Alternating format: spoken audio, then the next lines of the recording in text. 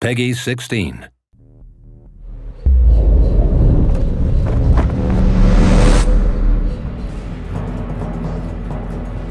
Our Dracula is very different to the Draculas that we've seen before in other forms of literature or in movies and things like that. He's not a kind of quintessential evil guy. It's a tale about someone that doing good ends up being evil. It's not black and white, it's very much shades of grey. We showed the journey of Gabriel in the first game, from light to darkness, and in this game we go from dark to very, very dark, and it's a much more crueler tale, a much darker tale. And I think that following a character that you can identify with is really important.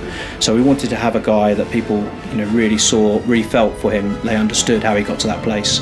And so I think in many ways our Dracula is more human than previous incarnations of Dracula. Dracula's motivations are to end his immortal life. That's the main thing that's driving him in the game. He's been alive for a long time. He's tired of living. He wants to end this and to move on. Don't misunderstand me. He's an evil guy.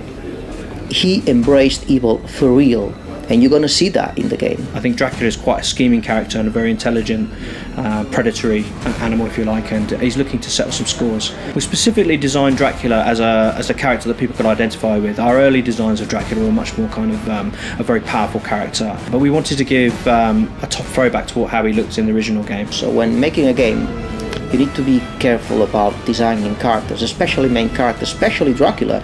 You have to think that it's the first time in Castlevania history that you play with Dracula. Also with Dracula having new weapons and new abilities, we wanted to give him a much kind of more athletic way of moving. His animations changed quite a lot.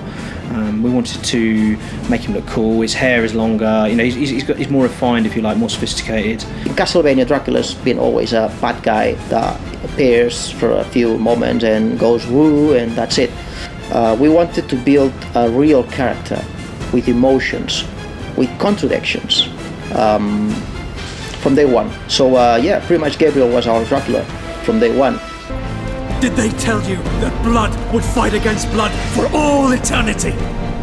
We'd already done a lot of the work already with the motion capture actor, so there was kind of like a guide, if you like, to go to. And I think what Robert's brought to the role is he's made Dracula really dangerous, and you can sense the evil, you can sense the kind of predatory nature of the character that wasn't there before, and I think it really comes across. And that's something he was very certain that he wanted to do on the voiceover section, because we kind of wanted him to imitate what the other actor had done. And he was like, no, Gabriel wouldn't do that. He wouldn't be like that. He would be much more like this. And as soon as we heard his performance, we realised that actually he was right, that this was the way to do it. I am no longer Gabriel, woman. I am the dragon, Dracul.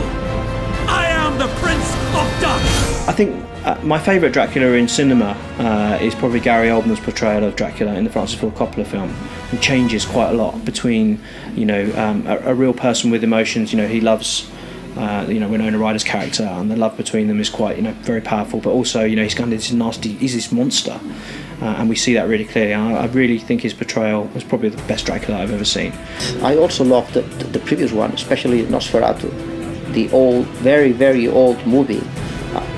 That was a bit naive for today's standards, but this is terrific, But my favourite vampire movie is Near Dark, which I think is one of the best vampire movies I've ever seen. They really show vampires in a kind of gritty, horrible, very uneasy way, which I've not seen since either. And I think there's an element of that in this as well, in Lost Shadow 2.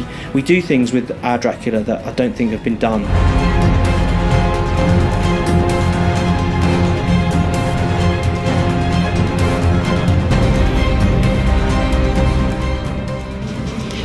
So I hope that's given you a deeper insight into our Dracula from Castlevania Lords of Shadow 2. If there's anything else you'd like to know, please send in your questions to the Twitter account address displayed on the screen, and I will answer them on behalf of Dave in a response video coming up soon.